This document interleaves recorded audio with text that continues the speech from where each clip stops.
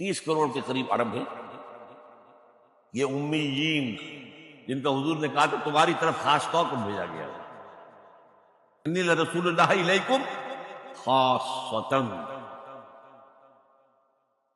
ان کو کتنا بڑا مقام ملا کہ محمد ان میں سے تھے صلی اللہ علیہ وسلم، یہ رتبہ بلند ملا جس کو بھی ہاشمی تھے کہ نہیں تھے، کرسی تھے کہ نہیں تھے۔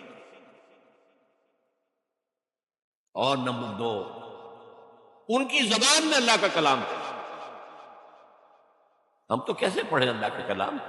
عربی سیکھیں، گرامر سیکھیں، گردانے رٹیں، چٹائی توڑ تعلیم حاصل کریں تو قرآن پڑھیں۔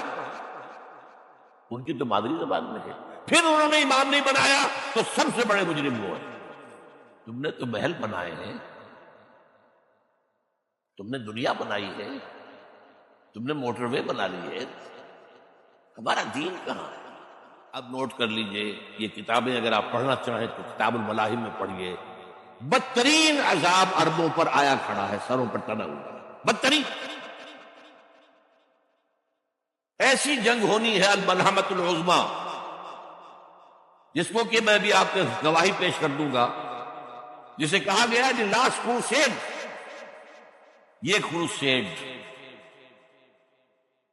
اس کے اوپر جس قدر نقصان ہونا ہے عربوں کا، گریٹر اسرائیل بنے گا، یہ عراق، شام، اردن، سعودی عرب کا کچھ شمالی علاقہ، ترکی کا جنوبی علاقہ، مصر کا صحرائے سینا، اور اس کے ساتھ ہی جو بہترین اس کا زرخیز ترین علاقہ ڈیلٹا آف نائل، یہ سب یہودیوں کے قبضے میں جائے گا۔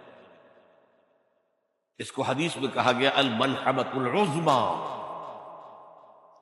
عیسائی 80 علم لے کر اے مسلمانوں تم پر حملہ آور ہوں گے، اور ہر علم کے نیچے 12,000 فوج ہوگی، 9.5 لاکھ فوج۔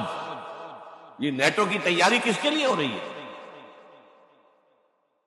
جب USSR کا خاتمہ ہوا تو پوچھا گیا تھا نیٹو چیف سے، اب کس لیے؟ تمہارا وہ دشمن تو ختم ہو گیا، اب ہمیں اسلامک فنڈامنٹلزم سے نمٹنا ہے۔ وہ جانتے ہیں خطرہ یہی ہے، اب اسلام ابھر سکتا ہے، مسلمانوں کے سینوں کے اندر وہ آگ ہے، اوپر خاکستر آ گیا ہے، تو میں اٹھانا بیٹھنا، یہ اندر میں انگارہ ہے، اوپر سے راکھ ہے، اس سے دھوکہ میں کھا جانا ان کے دلوں کے اندر۔ اور بش نے کہا تھا مسلمان چاہتے ہیں کہ ہسپانیہ سے لے کر انڈونیشیا تک نظام خلافت قائم کریں، اور میں حیران ہوا تھا کہ اس کمبخت کو ہسپانیہ کا خیال کیسے آ گیا؟ ہمیں تو کبھی آتا ہی نہیں، اب ہم تو بھول گئے، وہ تو 500 برس پرانی بات ہے جبکہ وہاں سے ہمیں نکال دیا گیا تھا۔ اگرچہ اقبال نے کہا تھا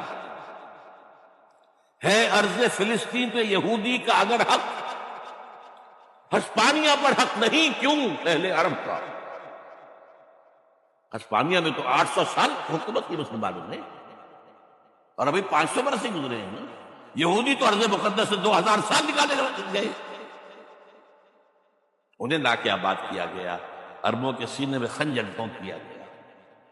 وہ چھوٹا سا ملک جو چاہتا کرتا، کوئی پوچھنے والا نہیں۔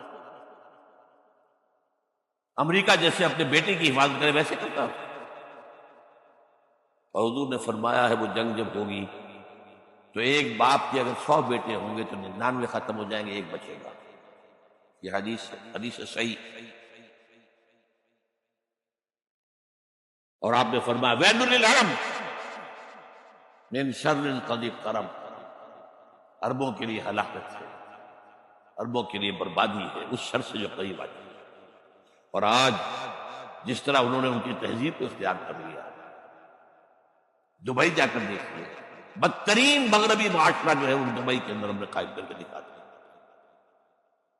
اب سعودی عرب اس علاقے میں بڑھ رہا ہے، البتہ ہم پاکستانی اس میں یوں سمجھ لیجئے کہ وہ تو خبریں موجود ہیں احادیث میں، وہاں تو جو ہونا ہے ہونا ہے۔ اتنے انسان مریں گے، اتنے انسان مریں گے کہ ایک پرندہ جو ہے اڑتا چلا جائے گا، وہ نہیں چاہے گا کہ نیچے اترے تو کسی لاش پر اترے، اسے جگہ نہیں ملے گی زمین خالی کر کہیں اتر سکے، تھک ہار کر گرے گا، مرے گا تو بھی لاش کے اوپر گرے گا۔ یہ الفاظ ہیں صلی اللہ علیہ وسلم۔